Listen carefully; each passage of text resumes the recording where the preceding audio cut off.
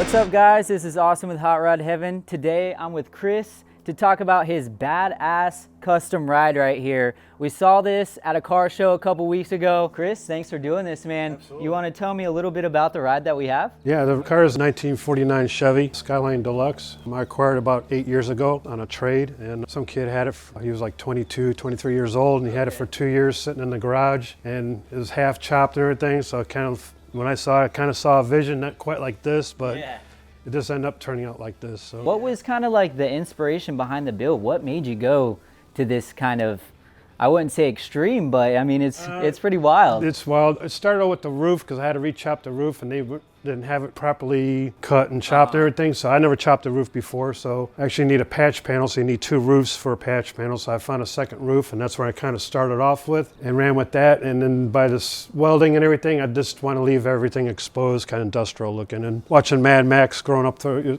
your life, so it's a lot of ideas through there. Even the scoop coming out of the roof there is pretty sweet too, man. Yeah, that was out of a 48 Ford pickup truck. One of those vents for the front, but yeah, it blows a lot of air in the car. Dude, that's crazy. Oh, is that like your little AC basically? AC, yeah, it's AC from yeah. You can go about 60. It's blowing pretty good in there. Yeah, that's awesome, man. And even like the little details, like even here and on this, man, this is so cool. What kind of made you? Because that's throughout the whole car. What kind of made you want to do that right there? I was trying to break it up. I was gonna do the welding, the rest of the welding I did like on the roof and stuff, but something in my head this needs something different. So with the stitching, I just somehow came up with it. Yeah, that's so awesome. It looked like it was holding together. The engine is a 350 small block. The intakes, I got it on eBay about 4 years ago. The guy was building them in Jacksonville, and it's kind of like a prototype deal. Very different. Yeah, man, it looks nice. Yeah, I get a lot of people wondering where I got it or how they can get one and stuff. So yeah, it's pretty interesting there. And got a quick fuel carburetor on there. It's got a small, mild thumper cam in there. I did some head work on it, new valves, stiffer valve springs and stuff, but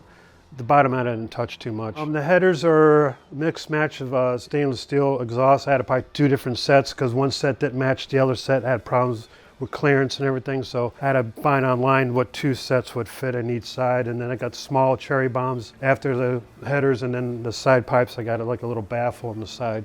But it's still loud. Yeah. I mean, dude, with a car like this, it's got to be loud, man. It has to be. Exactly. I was trying to find an air cleaner, air scoop online. I'm like, you build a whole car, you can't go and buy an air cleaner or air filter or whatever. So I had to make something. So came up with a 3-inch exhaust pipe and just sliced it up and ended up with that. That's crazy, man. So you made that yourself? Yes, yep. That's awesome, dude. And we were talking off camera, you built most of this car here in this garage, correct? Correct, about 90%. Yeah, man, that's pretty incredible for you to be able to make this whole custom rod yourself. And I see you got the scoops up here too to kind of help with the air a little bit too. Oh yeah, that's the first time I was having heating problems, so all this heat was trapped up in this nose part, so it was hard to get it out of there, so this helps a lot, just get some airflow through there. It's got a S10 frame underneath there.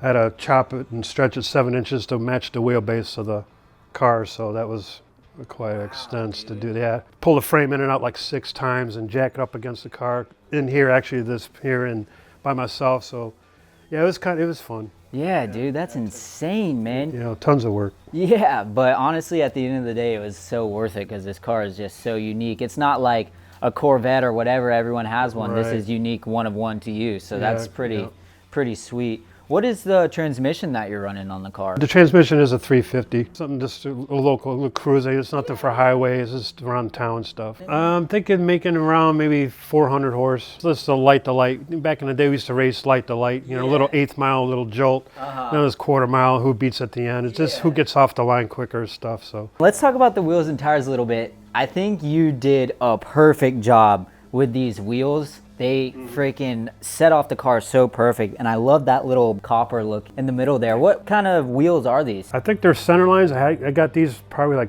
25 years ago. Oh wow! Yeah, really? Some guy was selling them for $400 or something, and after I cleaned them up, everything, he wanted them back. I'm like, no. So I sat them for a long time, and then building the car, I kind of paint, this matched the interior color, and actually that's the engine block color it started off with. So. Okay. So I just added on there with the 3-inch spikes for the lug nuts. Yeah, the spikes look pretty badass. It really just adds to it more, so that's so cool. Tires, the fronts are 215 by 15s. And the rear's a 295 50 by 15s. They're a lot wider in the back, of course. Radials, the ride's real nice. I like the taller sidewall. I'm not too much in the low profile. I like the meat. Suspension's all air ride. Airbags front and rear with a 4-link setup in the rear. What is the rear end that you're running on it? It's actually out of the S10. Oh, is it? Rear Okay. end, yeah, just stock gears, whatever's. So basically when you extended the frame, you just kept the rear end from that S10 Exactly. in there. And then add the 4-link, yes. Yeah, okay, Yeah. cool. But this is the lowest it goes. And let's talk about the interior a little bit. This is freaking pretty cool here. I love the color of the dash kind of matching the wheels and everything like you had previously said. What kind of seats are these in? I believe they're out of like an 80 Camaro. So it was a hand-me-down, so it was a donation. So Oh, nice, I got dude. lucky. Yeah, 6-way power seats. And I love the steering wheel. This thing is tiny, man. What kind Yeah, of steering wheel is this? actually, that's out of my first car. Back in the 80s, I had a 6.9 Firebird. Really? And that was my first car, so I bought the steering wheel, and I just had it for all these years. Dude. And I just figured out this would be perfect for it. That's so yeah. awesome, man. That's cool. That's actually a really cool story, dude. I like that a lot, man. Tell me a little bit about your console that you got going on, because I see some gauges,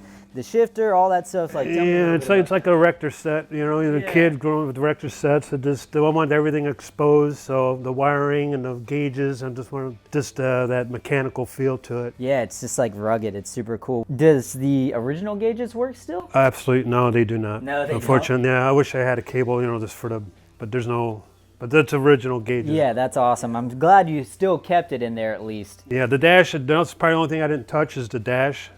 I left that pretty much stock. Okay. So the gauges and the grill and all the chrome and just everything is all original. Is this your door handle right here? Yeah, it actually pulls out. Actually, this is removable. No way. It slides out. And I want to talk about this back seat here a little bit, dude. This thing is pretty awesome. Tell me the story behind that. When I was building the car, I didn't want a bucket seat. I didn't want 2 single seats. I'm like trying to think something different. So this kind of turning up into an electric chair. I had an old tractor seat, which I cut and moved a little bit, and some rebar and some more of that wire mesh in there. And actually up on the back deck where that radio, that's actually the radio out of the car. Yeah, that's actually, because it's got the tubes and the amp, you know, the guts so of the that's radio, original. but that's original radio out of the car. So it looks like now it looks like some kind of transformer that lights the chair up, you know? I almost forgot about this. We don't talk about trunks too much on this channel, but this is something we can't pass up. So tell us a little bit about what you got going on back here, man. Well, this is my fuel cell, like a 1972 beer keg that I flipped on its side and strapped to the trunk and had an inlet, and this is my fuel gauge right here.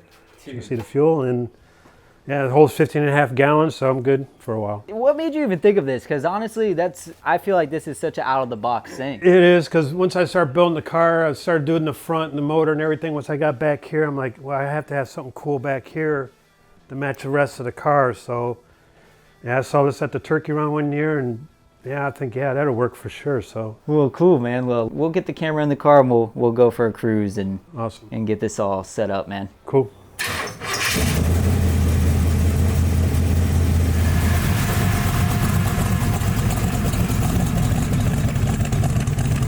All right, guys, don't get mad at me. There's no seatbelts in their car. He said they didn't make them back then, so no need for them. 49, they don't make the seat belts. Yeah, man, with the bags on this thing, it rides smooth. Real smooth, yeah, floating. Yeah, man, this thing is a cruiser for sure. Feel that wind coming through that? Yeah, that feels good. It's kind of perfect. It hits you Right where you need it. Yeah, man. Damn, this is crazy. You got the freaking sword up here. I didn't even notice that when we were talking about the interior. Yeah, the sword was, I eventually bought it for the shifter. So I have a tall shifter in here, but I couldn't even dent that blade or put a mark in it, so I couldn't drill the hole in it, so let alone weld on it. So I figured I could have a spot for it, so kind of incorporated in there.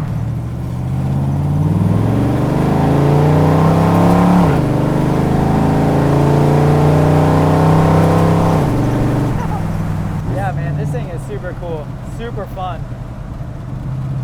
And I love that you left it all bare metal like this too, dude. It's so cool. Trying to show just the mechanics of it, just the rawness of it.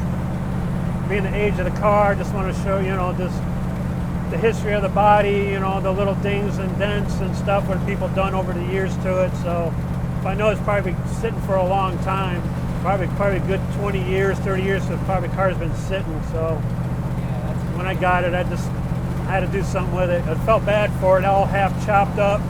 These young kids got it, and you don't know what to do with it because he was into motorcycles. So that's what's most cool about these cars is they all have their own individual stories. Especially something like this being a 1949, man. It's been around for a long time. Yeah, I'm sure it's got a lot of history in it. It's such an awesome all-around car, dude. You did such a stellar job building this thing, and it's just so unique, which it makes it even cooler, you know? Yeah, thanks.